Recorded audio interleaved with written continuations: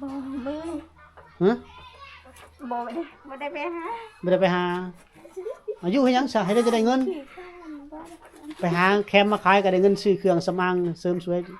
งามๆผู้บ่าวก็มักคนลายน่ะไอ้คนมันขี้ลายนะมันงามมันสิงามได้งามแหละเสริมสวยเจ้าก็เว้าเสริมสวยซื้อเครื่องสำอางแพงๆมาเสริมสวยนี่ก็งามเลยเจ้าก็เป็นหน้ามาหาอ้ายแหน่ว่านำมาเอาลงมือเอาลงนิดนึงให้ FC เพิ่นเห็นเว้ยเนาะเห็นแล้วมาทายกัน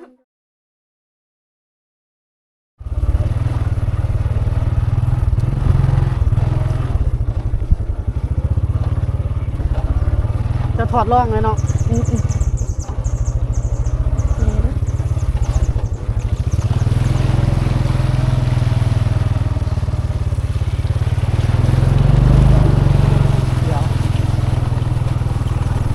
แบบนี้แหละพี่น้องมึงไต่ตามทางไปแบบนี้แหละตามห้วยตามห้องไปนี่เลาะตามห้วยตามห้องไปหมู่บ้านก็ได้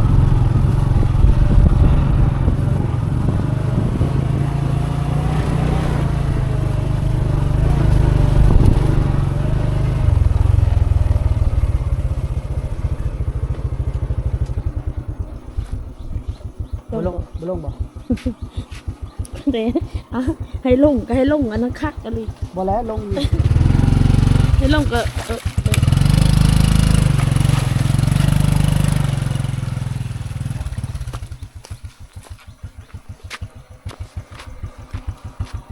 นี่ไก่บ่นี่บ่หมู่บ้านตัวนี้บ่หลายหลักไก่แล้วบ่ไก่บ่บ่ไกลแล้วบ่ไกลทางชนบทเพิ่นว่าบ่ไกลนะนี่โอ้หยังมุกมือ ท่านเพิ่นว่าใกล้ๆนี่เลยยามเนี่ยนี่ล่ะเส้นทางตามชนบทพี่น้องนี่คือทางเพิ่นเลยนี่ถนนเพิ่นเลยผู้มีแดด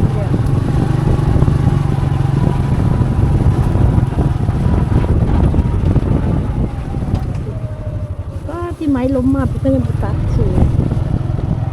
โอ้ยเห็นแดดมันแห้งได้หนาว สิฮ้อน มันโหนเลยนี่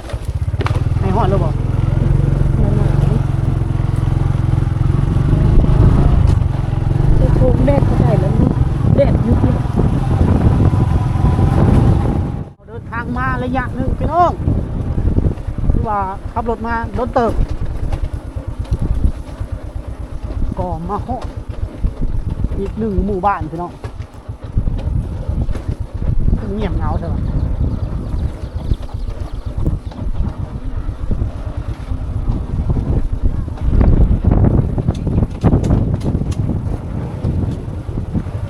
ทางไหน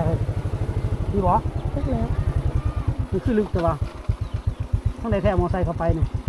ลงบ่ลงแล้วลงแล้วยังท่านโคไปทางไหนแท้วะห้อยรถทางนั้นบ่ลึกแล้วลิมาแบบนี้ว้าติดไปขึ้นก้อนเมื่อกี้ขิดบักใหญ่ๆไปหมู่บ้านพุ่นแล้วจะเอาสิครบมันชาวบ้านพุ่นอยู่บ่คือเงียบเถอะ พี่น้องฮอดบ้านนี่แหละบ่มีพายุจะเดินทางหมายถึงว่าเขาบ่มีกิจกรรมเนาะนี่เฮือนน้องโนนี่ก็เขาจะไปเก็บแขมหมดไปเก็บแคมหมดชาวบ้านบ่อยู่ดิเฮาก็สิเดินทางต่อสบัดนี่เดินทางต่อไปเบิ่งบ้านต่อไปอีกเนาะพี่น้องเนาะไปนี่เขาเป็นทางแฟนเขาดุดให้ไปส่งบ่ได้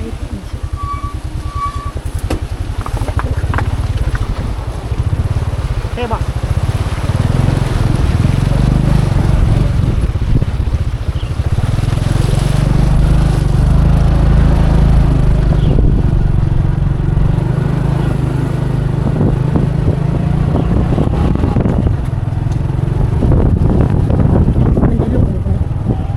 ถมแล้วเนาะมันมีขวดได้เนาะมันนี่คนน้อยFC ว่ะวิบากต้องเข้าแล้วบ่จอยโอ้ยมีงบ FC ว่ามีบากต้องเข้าแล้วบ่จอยว่ะรถมีบากต้องเข้าแล้วโอ้จะเอาเงินไปใส่ปัญหาแรกคือเงินปัญหาที่สองคือขาบ่ถึง อันนี้แหละพี่น้องเขาชนบทนี่เฮาบ่ฮู้ว่าสิเจอไผสิมีสาวใดอยู่บ้านบ่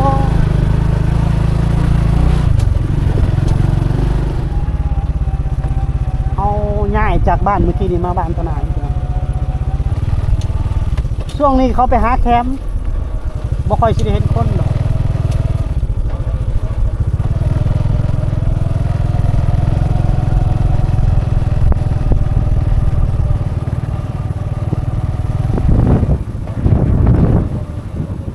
ยังเป็นหนาวนี่เนาะ หนาวกับกิจกรรมอยู่คือดอกบ่เฮ็ดนำคุณ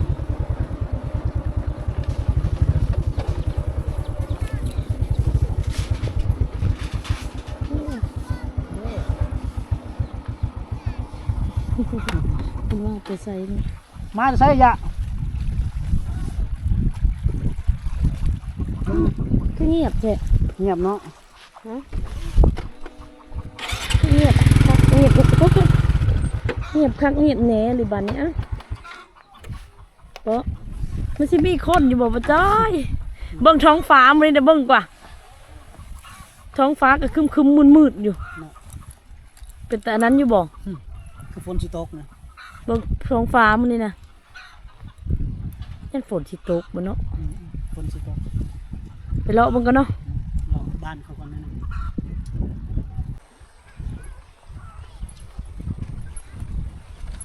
โอ้บ้านนี้สะออนแต่น้ำห้วยนะพี่น้องแต่ก่อนแม่น้ำน้อยๆเดียวหนึงพี่น้องเดี๋ยวนี้เป็นแม่น้ำใหญ่แล้วเนาะธรรมศาสตร์สวยงามหมู่บ้านกลางหุบเขาอีกหมู่บ้านหนึ่งพี่น้องหมู่บ้านน้องป้าแหละนี่แต่ว่าเราอยู่บ่เท่านั้นแหละ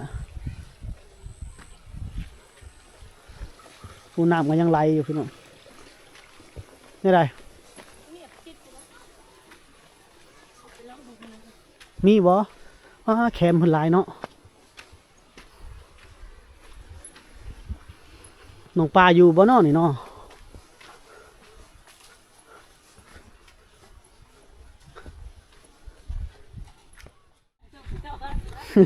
เปิดกล่องปุ๊บแลนปั๊บเลยเนาะบ่มาทำหาสัญญาณมีสัญญาณบ่แถวนี้ตอนนี้มาฮอดบ้านคูณบ้านคูณยังนี่เคินแล่นแล้วตรงนี้ แม่นแล้วค่ะ บ้านคูณยังนี่เท่านี้บ้านคูณยังคูณใหญ่บ่ หนาวจัง โอ้ยลูกหลานแต่ละหนาวเนาะ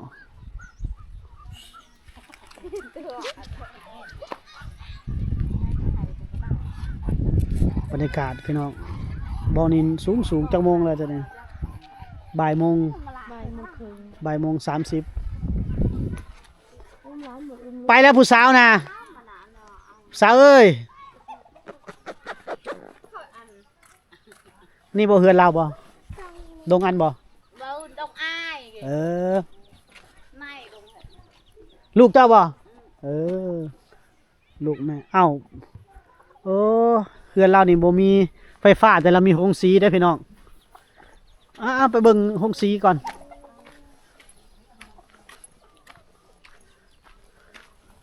สูงเลยพี่น้องขึ้นมาพี่แบบขึ้นมานี่เลยเห็นเบิดเลยนะพี่น้องนะ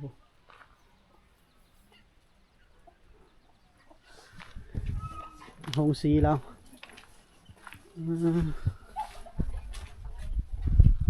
ใส่น้ำมันได้นี่น่าจะเป็นซินแล้ว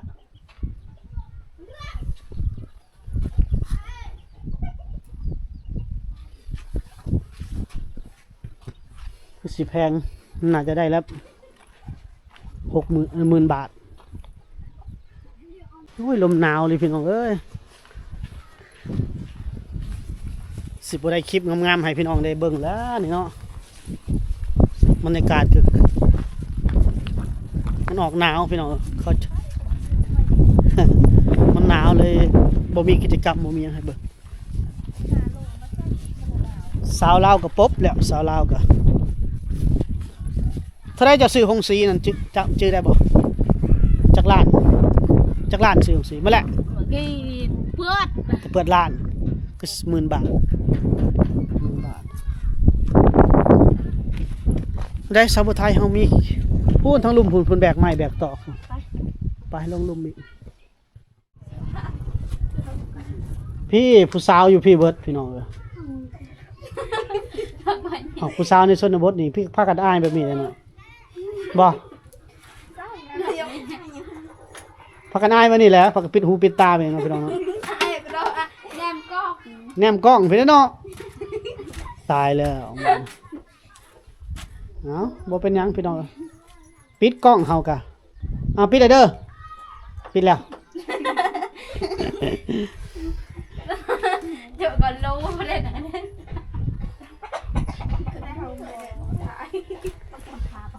ผู้บ้านหยังนี่เคินบ้านหยังนี่บ้านคูนคูนหยังแหละคูนน้อยคูนใหญ่บ่มีบ่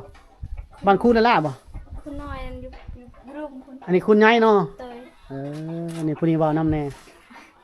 ผู้เจ้าขี้คุยหลายผู้เจ้าเนี่ยอายมาบ้านผู้เจ้าก็บ่อยากเว้านำอีกผู้นี้ซื้อได้ผู้นี้บ่ ลีจันโอ้ทางเลยเมื่อยอดทาง เฮ้ยร้านตื่นแล้วจังได๋เนี่ยร้านแล้วสิตื่นจังได๋เนี่ย ทางไปไม่ทันหลับเลย เจ้าได้ซื้อได้เจ้านะพี่จะไปนามมันนะพี่นามมัน จูบไปดิ ซื้อได้ก็ ซื้อไง น้องใหญ่ผู้นี้เด้ นุ่นโดดอ่ะ ผู้ใดมณีจันทร์ผู้นี้บ่มณีจันทร์บ่เอาลงแน่มือน่ะเจ้าคือว่างามก็บ่ลงมือนั่นนึง ทางด้วยค่ะอันลูกเรา มณีจันทร์นี่งามเลยงามได้พี่น้องผู้นี้เด้ผู้นี้คือยังผู้นี้โอ้ยตายแล้วผู้เจ้า ซื้ นี่ อฟัน บ่ได้ไปหาแคมขายบ่บ่น้องมณีจันทร์บ่บ่ได้ไปหาแคมขายเอาเตื้อยเนาะแคมก็เอาเตื้อยเนาะ แม่นบ่เอาเตื้อยบ่ได้ไปหาขายบ่ล่ะ บ่มือ ฮะ บ่ได้ไปหา บ่ได้ไปหาอายุเฮ็ดหยังซะให้ได้จะได้เงิน ไปหาแคมมาขายก็ได้เงินซื้อเครื่องสำอางเสริมสวยงามๆผู้บ่าวก็มัก คนมันลายน่ะไอ้คนมันขี้ลายนะมันงามมันสิงามได้ งามแหละเสริมสวยเจ้าก็เว้าเสริมสวยซื้อเครื่องสำอางแพงๆมาเสริมสวยนี่ก็งามเลยเจ้าก็เป็นหน้ามาหาอ้ายแหน่เว้านำมา เยอะ น้องใหญ่พอดีน้องมันคนนี้สวยคนนี้สวยมาเอามือลงดีนั่นล่ะลงมาไอ้มาไกลได้ไอ้มานี่นะเจ้าฮู้จักบ่ผู้บ่าวตะมอยนี่น่ะคนแขกมาเจ้าไปรับหูรับตามีบ่ได้ได้ล่ะเอ้ยบ่น้องมณีจันทร์บ่เจ้าบ่ได้ไปตักน้ำต้มข้าวบ่มื้อนี้เอาลุกขึ้นดีๆนะลุกขึ้นดีๆนะไว้เอาลงมือเอาลงนิดนึงน้อยหนึงให้ FC เพิ่นเห็นเว้ยเนาะ ทายกันโดดเลยถ้าผมไปลง TikTok แล้วเนี่ยดู บ่ กันดู คนลงเม็ดบ่ได้ลง TikTok บ่ได้ลงอ้ายบ่ได้เล่น TikTok อ้ายมีแต่ลง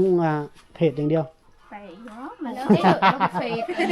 ติดต่อลงหน่อยไอ้ บ่ได้ลงบ่ยอกขึ้นเจ้าอีซื้อ เอ็ดมอแล้วครับตาเราบ้างสักทีกำลังตายอยู่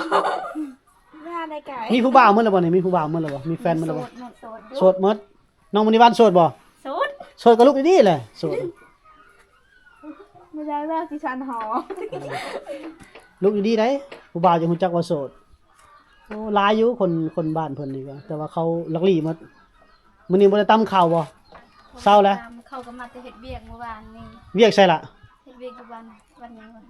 ลืมแล้ว รับจ้างบ่ เห็ดเบียกส่วนไม่เบียก รับจ้างจีนวันเท่าใดเขาให้ ลืมทำเมาเลย เมาเลย เจ้าก็ไปผู้นี้ก็ไป ไปหมด เอาลงแน่มือนะไว้เอาลงแน่อยากเห็นหน้าเต็มๆเจ้าไว้ โยนและเศร้า นั่งดีๆเลยนั่งดีๆเลยสิมีหยังเฮางามมั่นใจโลดฉันสวย เอาไหมลุกไหมลงมือน้อยนึงเอาลงมือนึงขอแน่โอ้ยได้สามีแล้วเนาะอายบ่อายไผผู้บ่าวเฮ็ดแฮงดีเหรอสปัว จะเบื่อ สปัวเห็นนี่โอ้สาวบ้านใดสิมาล้มก่อนนี่ จะปวดแต่ละบรรยากาศได้ อ้าวเขาเห็นเขาก็มาแหละเขาเห็นตามเฟซตามมา YouTube มานี่เขาก็มาหาเลยแหละโอ้นี่ส่องบ่าวจอยเนาะผู้สาวงามเด้นำมาก่อนใส่เฮือนเจ้าล่ะใส่เฮือนเจ้านะ เพื่อนเขาอยู่ลุมนั่น มีลุ่มบ่ลุ่มพุ่นบ่ แม่นแหละ ขายเครื่องพร้อมบ่ อ๋อได้ขาย บ่ได้ขายเนาะ ผมจะน่ารักที่ดัง โอเคขอบใจเด้อล่ะเด้อขอบใจเด้อบ๊ายบายนะ พกถังแก้ว น้องใหญ่บ๊ายบายน้องใหญ่บ๊ายบายนะ อยู่บ้านนะบายบายนะบายบายเลยบาย บ๊ายบายนะเอ้าบ๊ายบายใหม่นะบ๊ายบายละบ๊ายบายโอเคไปละขอบใจหลายเด้อขอบใจหลายเด้อ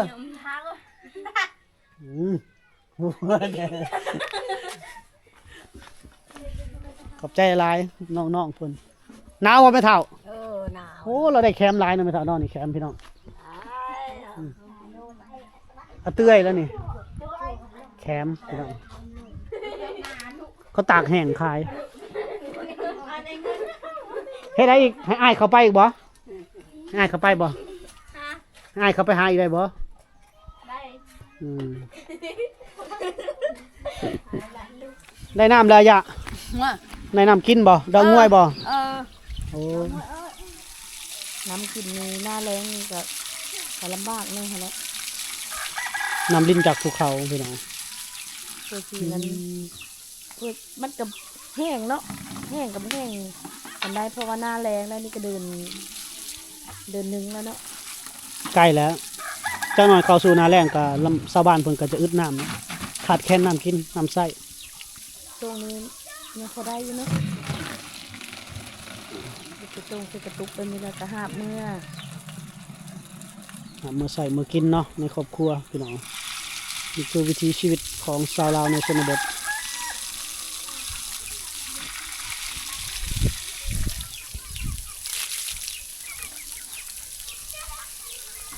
กินบ่ดอกง่วยบ่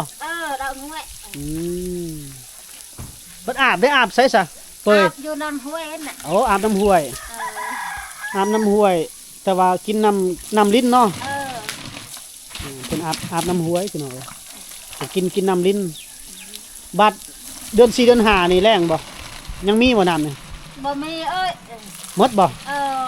โอ้เดือน4เดือน5แล้วไปกินน้ำใส่บัดนี่เอาใส่น้ กินน้ำนั่นน่ะน้ำมาเปื้อนนั่นน่ะ ำน้ำห้วยอีกบ่โอ้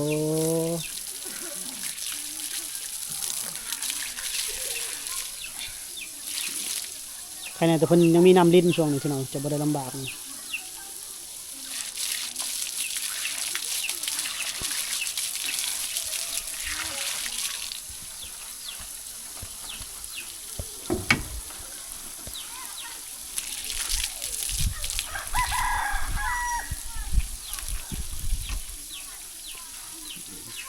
แบกเนื้อไปเนาะ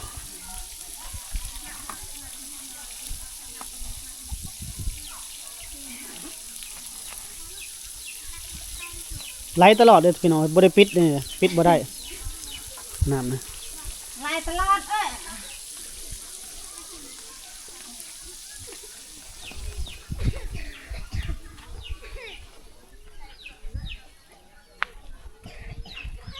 น้ำเมื่อเฮือนเลยไปพี่น้องพุ่นละย่างขึ้นเฮือนมันทั้งเขาพุ่นละ